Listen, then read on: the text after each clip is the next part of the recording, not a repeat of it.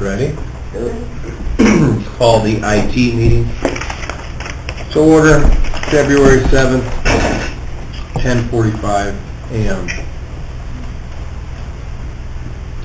Are there any public comments to come before the committee?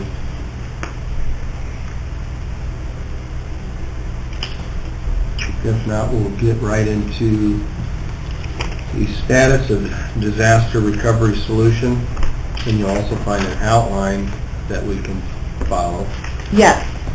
So that, and Rusty's here today to speak,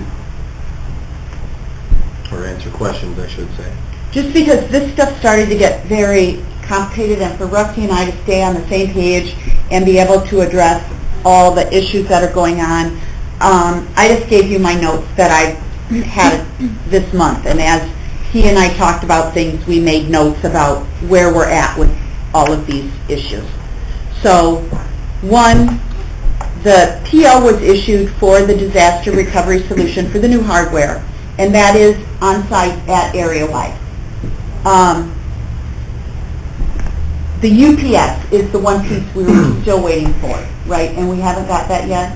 Yeah, we have that, it's just we're kind of, we need to configure it, deliver it here. Okay. It came in yesterday afternoon, so. Okay. So Okay. it's here, or that's at your It's place. at Area Our Wide. place. So all the equipment is in, just needs to be Yes, Yeah, we're ready. We're ready, yes, we're ready. And we're ready to do the data center, data center portion first, and then, other portion. So we were at a point where we were working with Larry on the electrical in the IT room in the basement. I call it the IT room, but it's really Larry's back room. And we kind of been taking over it, of the courthouse. And we need a new line there for the UPS with more power. And so Larry and Rusty met an electrician this morning on that cost. And I don't know if either one of you want to report about that, how that conversation went, where the equipment's going to go. Part of it was a space issue, and then the electrical. So, Larry, do you want to kind of tell where we're at with that? The electrical part of it is we need to run 220. We have an emergency panel down in the basement of the courthouse. It's 30 amp, which is full. And when Rusty and Anita called, I said, well, I think we got one, but it might be an issue hooking up with this panel. And there was. And we got to run this 220 off the generator, which you're going to do if you might have the generator backup. We got to run it from the east side of the jail basement to the west side of the courthouse. That's a pretty long stretch. And Rusty's supposed to give me the amperage of this machine, but we met with the electrician today, and it is feasible to do this. It's going to be a lot of man hours and material, but it can be done. The estimated cost was $3,600 to $3,700. My suggestion is, we have a room in the basement of the jail. We're maxed out as far as power for the generator in the courthouse. So we go ahead and run a box and put it in the basement, a 50 amp box for future of the courthouse. I think the generator now, I believe it's like 185 amps, so we're not even close to utilizing it. Run a 50 amp box down there, and then run Rusty's wire off that 50 amp, which is probably more like 20 amp off that 50. And that way we have Rusty taken care of, and if anything happens in the courthouse, we have the generator already in the courthouse.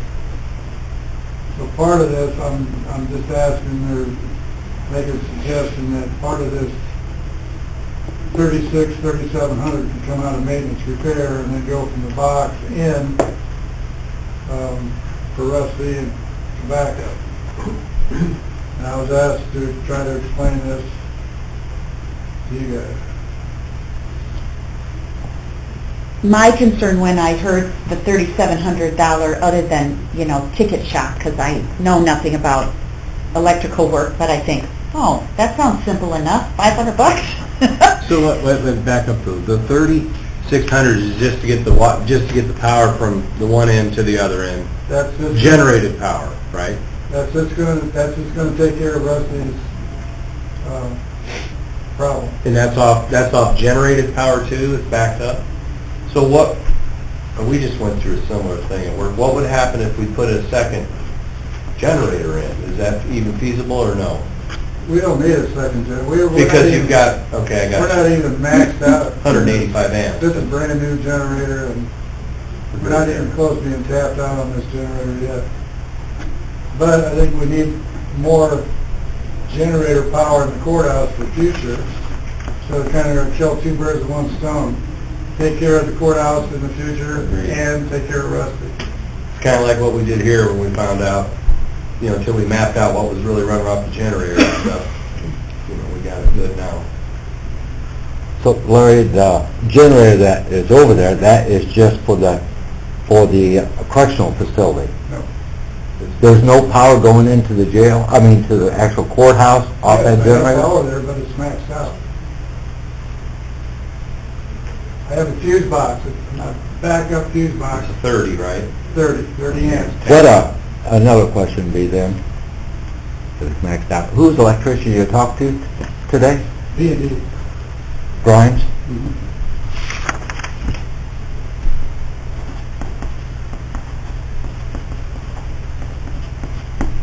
Okay. So on this, what we have now in there, the boilers are on it, some lighting on it, air handlers are on it. It's basically maxed out. Air handlers are on a backup generator?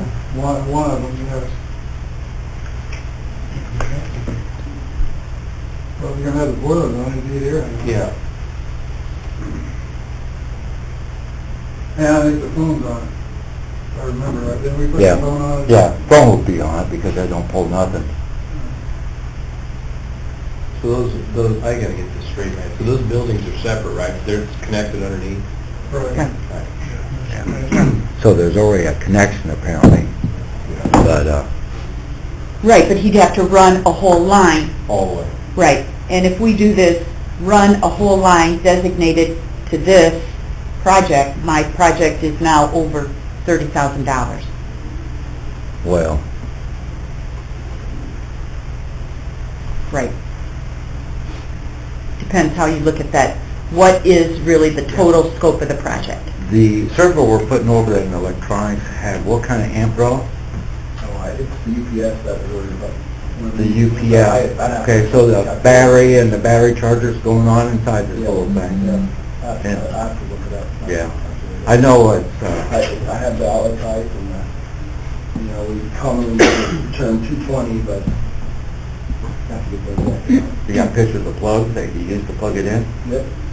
I can tell you by looking at the plug. Yeah, okay. It's just like what we did here, in this data center here. Wasn't that plug like an old air conditioner, window air The conditioner? plug is a 30 amp plug, but he don't need 30 amps. Yeah. Plug Right. is a 30 amp. Right, yeah, because the company always builds them oversized to keep anything from heating and Correct. Right. catching fire later under extreme demand. So is it tough to run this line, or is there provisions already there to somewhat facilitate it? No, we're gonna start from scratch. Yeah. When we do this, another suggestion would go with 1-inch conduit Pull more? in the future. I agree. We've done that all along, we might as well stay with that trend. Anita, you're not liking it because more money or what? Yeah, right. Yeah, we already, Because when we put in the line to the IT room, it was $500, and that sounds reasonable to me. yeah. But it is what it is. I mean, and Larry's right. Larry's the one who said from the start, and I said, what if we don't go to the generator? Trying to do it on the cheap. And, right, look at him shake his head. Well, No. we're gonna do it, do it right. Yeah. Right, right. We're talking disaster recovery here. Exactly. When would you need the disaster recovery? When some disaster happened. Well, hopefully So- never, but if you do, you got it. Right. the backup of the backup of the backup of the backup. Now we're actually, no end to risk management. So, Well, what I can tell you though, if we don't start managing these things right from the very start, if you remember when we researched the generator here, we found out the highest priority item on there was the pop machine right. on the generator. And you know what? Because nobody knew, I mean, And nobody knows how to unplug it. so, the only other suggestion I'll throw out there is when we do this stuff, you know, someday you're gone, I'm gone, Larry's gone, that I hope we map this kind of like we did, you know, this stuff, so somebody knows how it all works. Mhm. Sometimes under disaster situations, we must change our priorities, and that's where the problem is. Some people don't want to change their priorities. They don't think their priorities should be changed. So if we lose our air conditioning when the power's out for a day, well, no, geez, there's not going to be a lot of things happening when the power's out for a day, so the average person won't be going to work. Yeah. You know, sure, there's people in the industry we deal with here that will be going to work, but at the same time, it'll be different. Is this something that we have to decide on today? Well, they need a plug-in over there to put this new backup server in. That's Because the bottom line. what I'm kind of hearing is that there's the financial end of it, but also maybe some of this involves a restructuring of the electrical service off that generator over there. And that might mean a little bit of study on Larry's part to see, you know, exactly, you know, what things should be on there and so forth. It Well, might not be- really, because he said, like he said, I get it now, that's a newer one, it's 185 amp. We're just slowly starting to use it now. Well, before we had that old Caterpillar engine generator, so we never had the power to increase the courthouse, you know, and what we got over there is being used. So, you know, like Russell said about, you know, can't have heat and, you know, too bad, but, you know, you got a jail over there you got to consider. So, I mean, you got to have certain kind of conditions for that jail because it's 24/7. So, we need basically more power. So I thought, kill two birds with one stone and split the cost. So, so you're saying some of it's gonna come out of maintenance budget, so that should make it eat it Right. somewhat. Yeah, I'm better. I'm off the How much ledge. is this again? I'm off the ledge. 26, 28? 36 to 37. Well, I know that. What was the thing we approved last time? 29 something. Oh. Yeah, Oh. 29,375. Yeah, it was about 30 grand. wasn't it? Yeah, we're real close. Yeah. We're real close. So, but I feel better about the fact that, and it sounds like the reason we never had a bigger line or box or something in the courthouse is because the generator wasn't big enough for anything Correct. else anyway. Right. Now we got this bigger generator. Why not put in more capability, a box with more chance to put something else on as a part of just the maintenance and repair and better utilizing this generator that we invested in 2 years ago. You're postponing the inevitable, you're gonna have to do it anyway. The bottom line is, if you're gonna run power over there, you know, run it for the future. So, I mean, it's not gonna cost any more or any less to put another box in there for whatever. You know, Rusty might need more equipment down the road or something, whatever. Instead of doing this all over again for another $4,000. Right. Why would we got it spend there. $3,000 to run one line to one outlet Correct. that serves one purpose? Correct. So what over there on that generator switches automatically then? Does it all go under power? Just on, You got, yeah. the 30 amp box does, and then there'll be a 50 amp box going under power too, Correct. in the event of something going out. Yeah, I'm not eliminating 30 amps. no. That's kind of what I was getting at, is that, just determine what you're gonna run off of one. If you're gonna have two different boxes, what are you gonna run off of one box, what are you gonna run off the other? Try and put some type of a plan together as to how you're gonna do the thing. Well, the one's full, and then the other one will Right, start but right you in the might- door. You might want to run this off of the existing box that's over there, just because of location or some other reason, I don't know. Well, you're gonna look for more expense if you're gonna start flipping things around. Well, I just, One of these days, we should have a meeting, and we go over there and walk through it, so, yeah, I mean, I've Right. never seen, Yeah. Right. other than being down at the sheriff's office, I don't know much about the bottom of that building. Yeah, I mean, when you look at the IT room here, I think everybody's seen what we have. We're really have an equally big setup over there in the basement of the courthouse. There's a lot of exposure down there, so.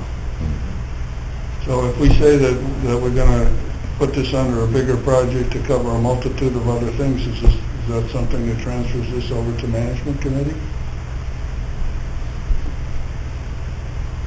Well, if he's going to do this project as part of his repairs and maintenance budget, yes, it would fall under management and their approval.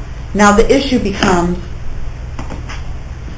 from me in a budgetary standpoint, Larry has budgeted in repairs and maintenance, I think 30 grand for the courthouse, 25,000 for this building. We don't specify by building, by project. We don't say, okay, Larry, you can now spend $1,000 on this. Larry determines how best to use that budget within those constraints throughout the year. No, I think that's... So, I think it's was pretty it good. budgeted? Well, we've never specifically budgeted what repairs and maintenance are going to occur in a year. Go ahead, Lauren. When we did this room behind Anita's, we went off a fuse box here in the assessment office and then that wasn't good enough. We had to do that twice. If you remember right. I don't remember that. So what I'm saying, instead of doing everything twice, 3 times, let's do it once. Yeah, we did have to do it twice, because we had to go to 220, right? I know we did. Yeah, So, those big battery chargers. Yeah. No, I think it's... budget, or what's the, I guess that's the determination that needs to be made here. How Right. much of the 3,700? Well, Well, you're willing to split, right? well, Or no? you tell me what, I'm just making Ninety Well, I'd suggestions. sooner- 90% want to I'd get sooner have you pay the whole thing. Right, Pay the whole thing, but we're exactly. the cause of it, I mean... If you wanna stay under 30,000, it's all gotta... Heck, yeah. Yeah. It sounds like even just to be able to use that server over and that backup for that server, we need a new electrical outlet off the existing hard wiring that will handle that load demand. And if we're gonna go ahead and spend the money, maybe we ought to spend a little bit more money and have it on the backup generator that's over there. What I said. Yeah. Yes, that's... So the question at hand is how we're gonna pay for it. Yeah. So, I think Larry's got deep pockets. I'm just making suggestions. No, that's- If you're gonna do it, let's do it the Yeah. right way. I think everybody's I in agreement think, with I think I that. understand exactly what But it is an infrastructure issue for the future. I mean, it's not like, Right. the bigger gain longer term isn't for IT necessarily, Now, it's for the whole. Is this in the basement over there? Yes. So this is, stuff's gotta be nice and high, just in case we have a flood back over there. Does that wiring go through the tunnel, or where? Yes. Is there a service duct above that, or how's everything go across there anyway? I haven't been in there in a long time. Okay, the tunnel, and then on the side of, the south side is, hot water pipes, return water pipes. It's already got a, On the outside of the wall? yeah, and that's where we run the conduit. There's already stances there, they run conduit, so I mean, it's not a big deal. And that's the same area our EMA's set up over there. Yeah, they're in the basement. They're in the basement. too, Right around and the corner, and they right need- there. They're the, when Mhm. well, we need SHIT hits the fan, that's where everything's gonna happen. Just agree to move forward and have him do it under a general project for future use instead of running one line. Yeah, my question about management is, I understand your point, and it's right, but I think in the past we have, the committee, management committee has either discussed it, Yeah. either made a motion to go ahead with it, or just... We can do that, verbally and give then them the we're gonna stay on direction hold. to do it. We'll stay on hold for, I mean, there's some things we can do to move forward, but we won't do any of the switch over for another 5 weeks then, Management was last Friday? yesterday. Yes, sir. So based off this information, emergency management services, or as their word, want to call, that works out of there, is not on generator over there? Some of it is. How much circuitry they got over there? Any idea? No 220, Oh, no. Oh, no. yeah, no 30 amp. Yeah, so everything would be just a 110. 20 amp, 15 amp type of drops. Charge their cell phone. This 220 is actually 208 too.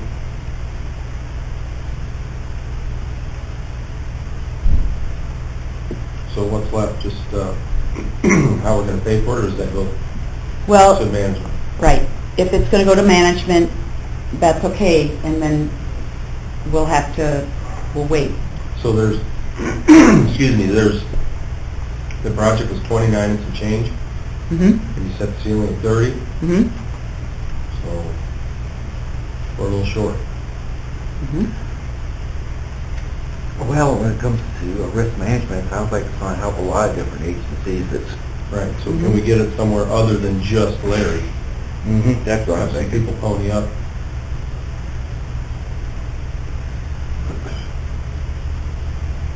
I think that also depends on what the responsibility is to provide some of this services to those people. They're not like Eric isn't paying the rent or anything for his space that he occupies over there, but some of his requirements are increasing as far as electrical and whatnot. So, But those people can't be hit midstream. No. And they're all, I mean, ESDA is paid, their budget comes out of general fund, right. as does Larry's. So you're right, you can charge him, but it's one pocket to another. Right. So, Other than Larry, or some costs, Eric could be able to submit to IEMA under his grant, and we would get a 50% reimbursement for that. Where I was thinking, that's why. is that possible?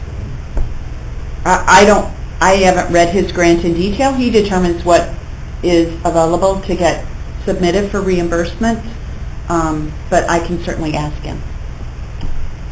Yeah, that'd be That good. could be a stretch, I would think. but- I don't know. Well, We're I trying. think he can put in legit claims up to X amount of dollars and Well, it is, he's got a limit on the amount he can claim in a year.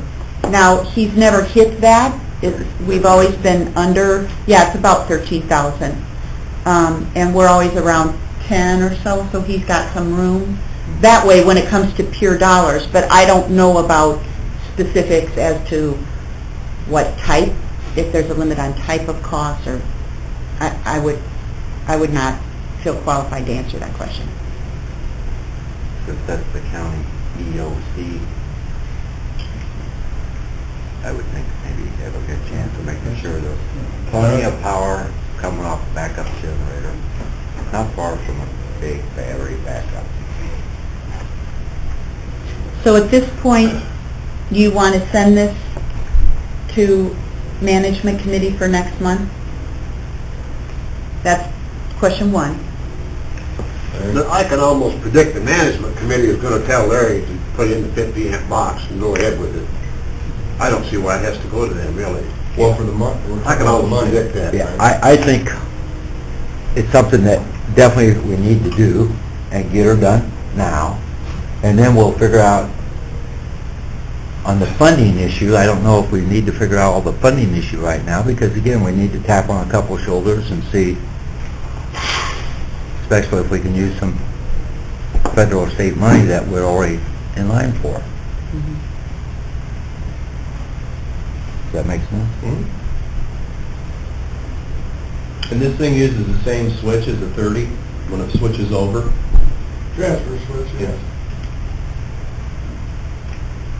It'd be, when that transfer switch throws over, the generator runs and powers all. See, I got, I believe, one or two boxes in the basement that's on the generator. And now if they go through with this, I'll have one or there'll be two boxes in the courthouse. So that generator's, generating 4 boxes. But the nice thing about the power backup that he's putting in is pretty sharp. He'll figure that, the power backup's gone and only 20% left, and they'll tell the server, you know what, shut down now, relax, because you know what, we're going to lose it if the generator don't start. The technology hiding behind all that stuff is just totally amazing. Well, putting on the generator, there's like a 45-second delay. So you got the battery backup to take care of that 45-second delay. So if it powers off for any length of time, the battery's going to kick off and the generator's going to go on. So, we're going to do it. The generator's the only way to choose it. Yeah, the battery backup is just delay in between. What are we doing, Troy? Or John, whoever? We'll move on with it. Yeah, I think Russ will hit it on the head there. We're going to go Yeah, and we don't need a motion. We've already approve. approved that this is a project we already, and so this, incidental little cost that we're looking at, like potentially another $3,000, we'll figure out how we're going to get that paid for. But we don't need to do that today. We just need to go ahead with the project. Okay. And I suppose, do we need to have language, or we want to make sure that is on backup over there? Do we need a motion out of the committee for that? Or the Eventually, consensus? our How about disaster consensus? recovery plan. And then Okay, we move on. number 2. Okay, so the other FY17 budget items that we've been talking about that were all budgeted in this fiscal year, the virtual, all these maintenance items, which we didn't do before, and what we're doing now is we budgeted twice a year for 15 hours for area-wide to complete these updates as they're received, so that we ensure that we're getting these other ancillary things updated timely. Okay. Server maintenance, patch management, and monitoring, we never did that before. We have 18 servers, it'd be $7 a month monitoring. It is a budgeted item, so that's new for this year. Really, the next step was scheduling an off-site time or off-hours time to be able to apply, not necessarily to apply the updates, but then to reboot all the servers. And so Rusty worked on that, and what we've come up with is that all the servers except 911 and the ones they define will be scheduled for 8 p.m. on Wednesdays, right, for the update. He worked with NIDA yesterday, the 911, sheriff, and jail, which are 24/7 entities, rather than set a time and then the server shut down because they might be in the middle of a emergency. The updates will be loaded on the server, but the reboots will be performed by Sandy and NIDA of those servers when they determine it's an appropriate time for them to be able to shut down the server and boot it back up. Hardware and software licensing inventory, we haven't even started talking about that one. We'll do that after we get these other things taken care of, so that we're not losing our focus. So the email archive and retrieval, we talked about that last month. Our notes from the January meeting indicate we decided to postpone this project. And Rusty can talk to the reasons why, but essentially it boils down to this. The way we budgeted it, that this would be done and hosted by area-wide. And it would be expensive, because we have so many mailboxes, $1,000 a month. But technology is changing, and there's a way around it. that has to do with our Exchange server license? Yeah, it's basically through our service, our hosted service, it's just, we're talking about 106 users, roughly, 105, and just to do that on a per user basis, archiving it in a hosted solution, it's about 1,000 plus a month. And so there have been archiving solutions out there, and with what you're using now though, is an Exchange server, Microsoft Exchange, and the version is 2010, and it has standard licenses on it. It doesn't allow for archiving. If we were to upgrade that to 2016 Exchange server with enterprise licensing, you could do the archiving and the rediscovery and the retention that you need. Now, this is a $25,000 that's a ballpark estimate to get this licensing. You can actually upgrade to this version of Exchange. One other consideration is that Exchange, the version of Exchange you're on right now is end of support in 2020, January of 2020. So you have a little bit of time. The purpose of archiving is to be able to retrieve email if you need it. But right now, we don't delete any email. So, I mean, as long as the users retain keeping their email, they should be able to go back and find it for something.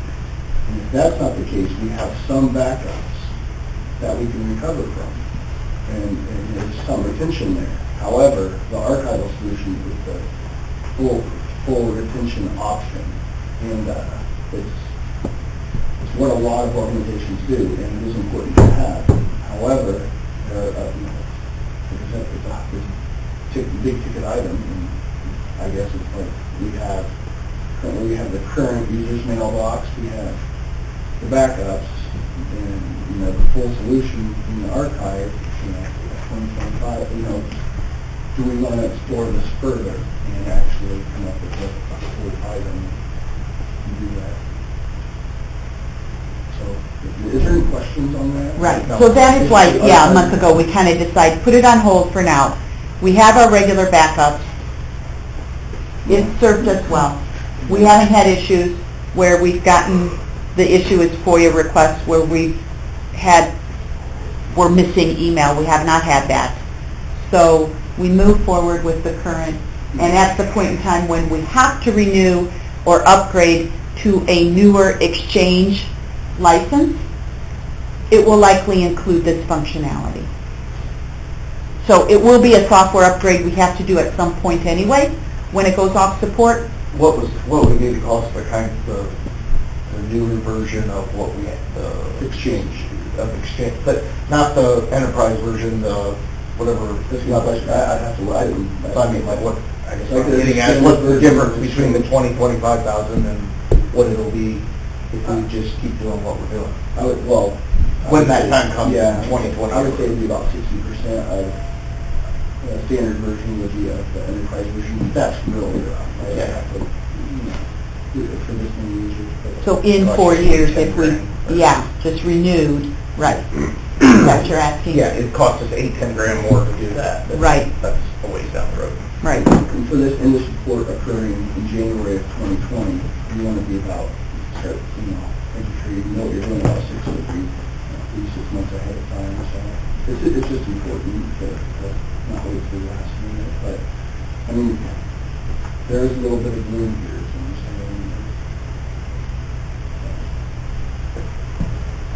In our email archiving, our email security solution we use now, that the county uses now, we secure incoming and outgoing email right now. It by default archives up to 59 days as part of the service.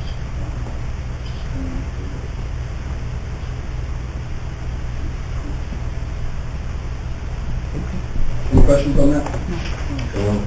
And then the next thing is workstation management. Again, that's patch management for all the workstations. What we talked about before was the servers at a workstation level. What we talked about was, again, excluding 911, The workstations, we'd schedule for 6 p.m. on Wednesday. 6 p.m. gets us an hour and a half after the office is closed. Typically, we wouldn't see any users here at that point. So the way we thought about it is workstations first at 6 p.m. and then servers at 8. But what it would mean is we'll have to go through an education process, and we'll have to let our users know to leave their computers on Wednesday instead of shutting them down. So it'd go out and do this and then shut down. I think you said that. It would shut down after it's done. Right, so one of the first considerations is users should leave their computer on. Right. And how long we want to do that, drawing power until, if they're on until 6 p.m., we start the update process, they regroup, and then we can shut it down. And except for 911 sheriffs and the jail. Those are the numbers that can stay out. So, yes. Could the health department request a different schedule as well? Well, if you want, we should identify that, yeah. Wednesday at, like, 6. I'm just saying, Yeah. when they asked whether we wanted Wednesdays or Thursdays, the reason we chose Thursdays was because Wednesday night, we have board meetings, and a lot of times we're working right up until the board meeting because, or a board member might want some information that I need to get off my computer That's during no that problem. meeting. It's no problem at all. Then I'd rather we move everybody to Thursday. Yeah, just move the whole thing. Because I don't like to have, I don't want to have a different one for every department, but can we move to Thursday? Yeah, we just have to find a time to settle on for everything else. Okay. I want to talk to the treasurer too. There's been times when we had health meetings on Wednesday nights and they were over there working until 7:30 at night, usually when tax payments are coming in. Yeah. Right, and that may happen from time to time. This is a default. And if it happens that 1 month there happens to be a time, we can work with that. But, or 1 week, Yeah. 1 Wednesday night. We're never going to find a time unless, we're not going to find a time. That's perfect. We could do it at midnight, but then we're going to tell those people to come in at midnight. Just like on Well, yeah, like her Wednesday board meetings, well, she don't have a board meeting every Wednesday. Right. Yeah, and so It's every other month. it's all about communication in between Right. the different communication. Right. It's a wonderful thing. So, right, we'll change that. We'll, Sure. No problem. Okay. Yeah. No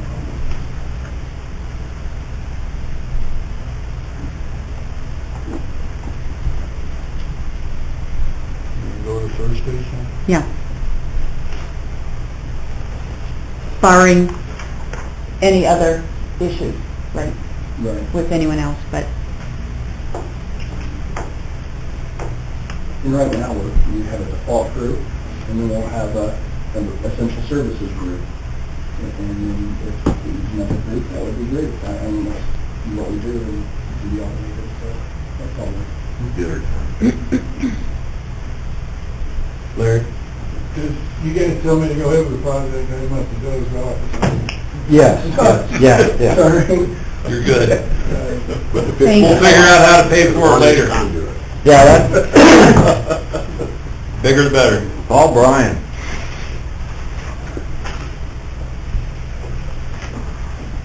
Dinah, you're good with everything? Yeah, On I the- talked to Rusty yesterday, I didn't know this was going on, but I talked to Rusty yesterday, and we're just gonna do it on, because I can't predict when an emergency's gonna Right, happen, so, right. and I don't, if we have a big accident or something, or a fire, and our computers get shut down, God help us. So then the only thing with you is would you know that it's been, Well, if that you the know- patch if is you went set in and up everything? At 8 o'clock on Thursday night, my midnight shift at 2 o'clock in the morning shuts down the computers every day. That's just something I got. You've already got a protocol in. The jail shuts down the computers every morning at 3 o'clock. So those 6 that are most used get shut down anyway on a daily basis, just to clear out the garbage and start us all up again. So those are our main computers. So those are going to be taken care of automatically, and then we can just do the others. So, yeah, Sandy and I talked about this after I talked to Rusty. We're good. Perfect. Good.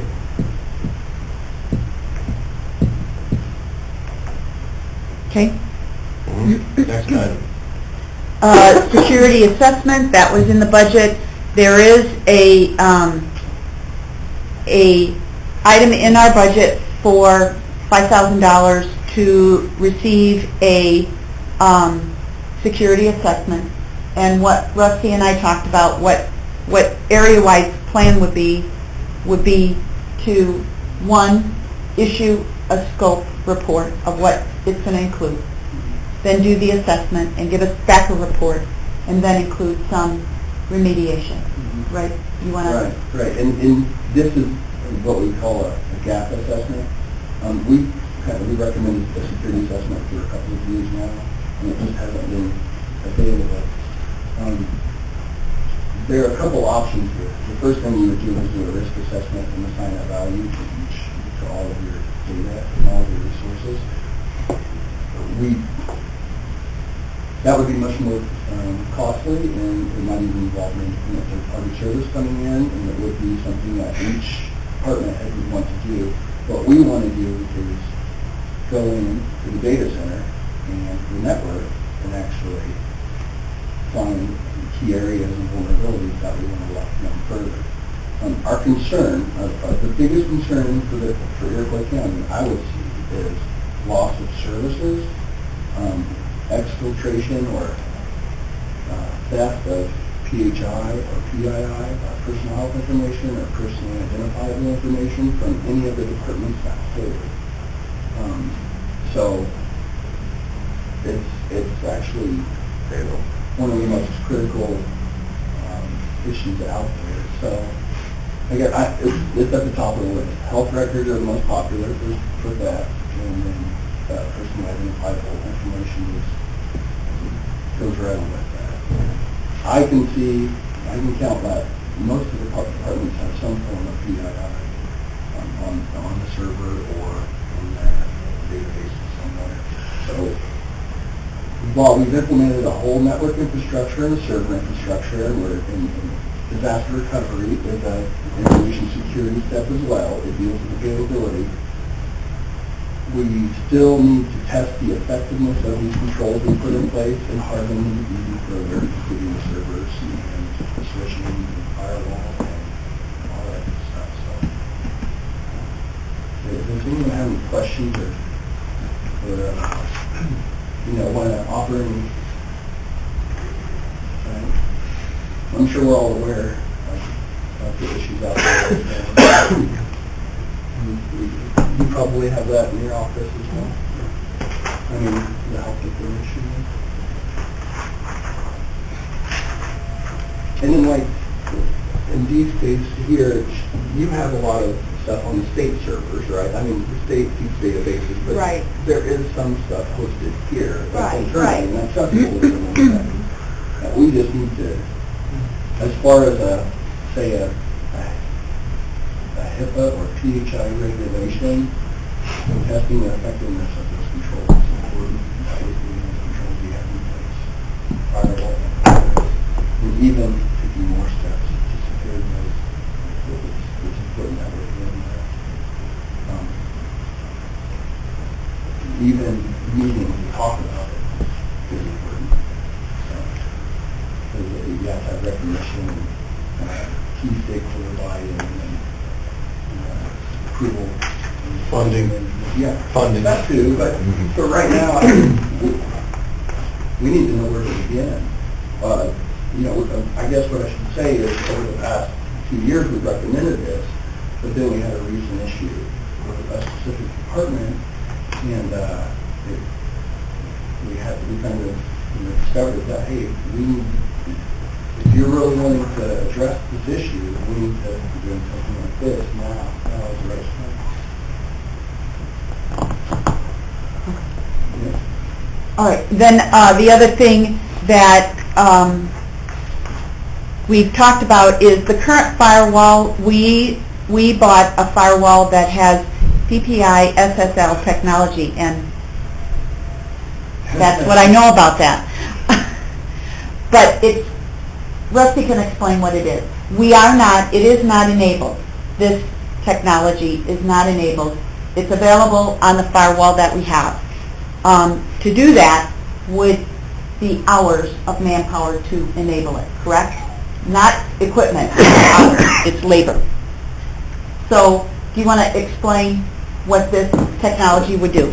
It would be another way to further secure activity that occurs on our network. Okay, so, yes, thank you. And every website you visit, about half the websites you visit right now, your communication with that website is in plain text on the wire. Anybody can read it. About the other half is what we call SSL, or encrypted. It can't be viewed on the wire because of your tunnel directly to the website. You're in a tunnel, they say. And the goal is to move all sites and services to full tunnel encryption. These websites, they host their services on secure sites, SSL and SSL site. Right now, the firewall can only secure the unencrypted plain text. It can only run its security services against the plain text. And so what that means is you can only secure half the traffic. You can't see malicious payloads or exploit code gets coming in to about half the sites that are SSL encrypted. And it's technical, I know. And I guess the only way I can explain it is when you look at your, I guess another way is when you go to a website, you browse to a website, sometimes it says HTTPS, and sometimes it says HTTP. HTTP is not secure. And you don't want to be entering your password on that site, and your bank shouldn't be using that site. You'll find that these sites where you log in, they're HTTPS, and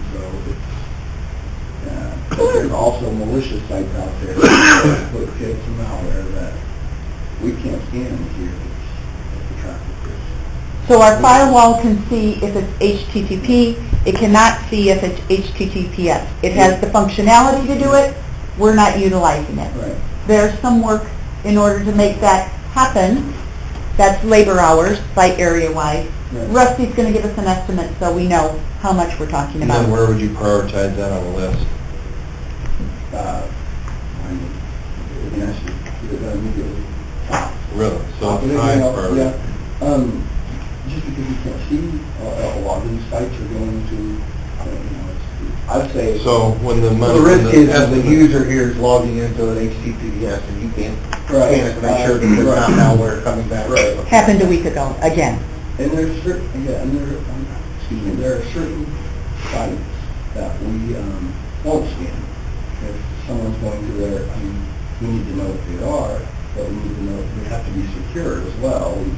An employee's bank, their doctor, the doctor's website, whatever. We don't want to be, we don't want the firewall looking at that. We want to be looking at anything that we don't know about. That's, not secure. So that's what takes longer, is for them to be able to configure that logic. Right, we need to place a certificate on every endpoint, every computer in the county, and then we need to set it up on the firewall. The goal was to scale, provide a firewall that had this functionality, for them to use it. And, it's kind of like, we should probably do it now. And so we kind of noticed this, as these security issues started occurring, that hey, we really need this now. But is this something that's got to be done before the next meeting, or do we... No, Okay, so we can absolutely put it not. on the What's agenda the for cost, next... like when these things keep happening, and how many are there? I mean, is it costing us money and time and... It costs time. Yeah. So far, it hasn't cost us anything else other than the one night I had a couple years ago that was a ransomware. But we had a malware a week ago, and I don't know what it cost us to get 2 hours maybe. So that's $180 to get it cleaned up. Call area wide, get them, they get on it, they get it cleaned off, and then we move on. We get notified of malware in a couple of ways. Right. One is through the automated reporting of the firewall, or antivirus, or any other way, but Yeah. other controls that are in place, or user reports it, or Right. department reports it. Right. A week ago, it was area-wide that called me. The user had no idea that his computer had been infected. So, Catching it prior to the noticing is important. users noticing that there could be a data loss event. The data loss, and we just don't want that. You guys are taking a lot of positive steps to be proactive, so I'm just, trying to recommend the next steps here. And this is kind of part of our original, design and planning. Was to implement this at some point. So, okay. And then moving on to number 3 is life cycle planning. And Troy's been asking for this for 3-4 years. So here's my attempt to kind of start to plug in these things. So I just created a grid and I broke it down to software, hardware, and end user being end user workstations. So, and I went back to 2009 when we implemented DevNet, and then 2011 Avila, and I plugged in those major GIS. You'll see GIS go live is 2017, but then the hardware, the middle group is the main server room. So the server, the SAN, the switches, the firewall, and the initial investment in 2014 and then 2015 for the firewall. The server, by virtue of this project, we are upgrading the server now in 2017, so that's a 3-year. And then the firewall, based on Rusty and my conversations, we do pay an annual warranty of about $5,000, and Rusty was thinking we'd look to replace this in a couple years or so. So that's why that's in 2019. The SAN was purchased in January 2014 with a 3-year warranty. The extended warranty 1 year, we extended it 1 year. I think that was about, was that $2,700? This year. So the maximum allowed is 6-year coverage, so we'd look to replace that in 2019. And then the managed switches, we did that switch project in August, September of 2014. Those last longer. They are all managed switches at this point. I think we got a few little holdouts that we don't see so much. But they function well. The prices continue to decrease. They're typically a 6 to 8 year life, so that would be something around 2021 you would want to look at replacing. End user workstations, each department budgets them themselves. The bulk of those come from fee or automation accounts. So we don't have visibility into when they're replacing it. We do mention it to them at budget time, how old their workstations are, and recommend that they replace it. So you can see, like we started workstation replacement in 2012, circuit clerk and probation. Circuit clerk did theirs in 2016. I don't have anything budgeted for probation, but they should look at probably 2018 if it's not done in 2017. So you can see how those are laid in there. But you're looking at typically a 3 to 5 year, so we were targeting about a 4-year replacement.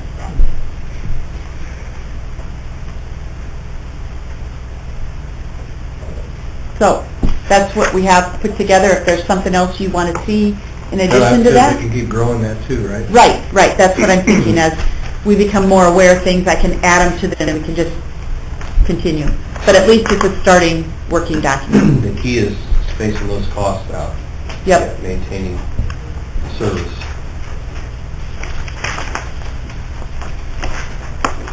So there's some more server replacements to be plugged in there for 2019, 2020, and 2021, is that correct? Well, servers 2017 and Excuse that's me, what the we're doing now. workstation, the workstations I'm talking Right. about. Oh, Right. workstations, yeah.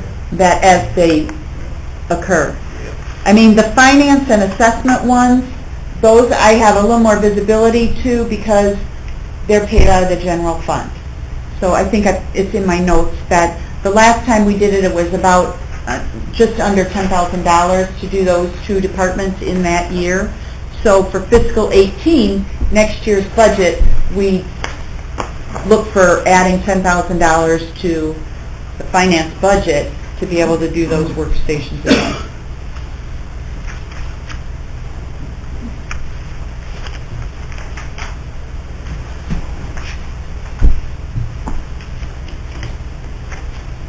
Good with that?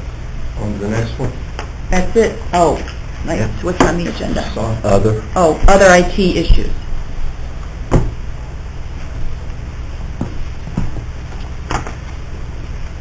None? Hearing none.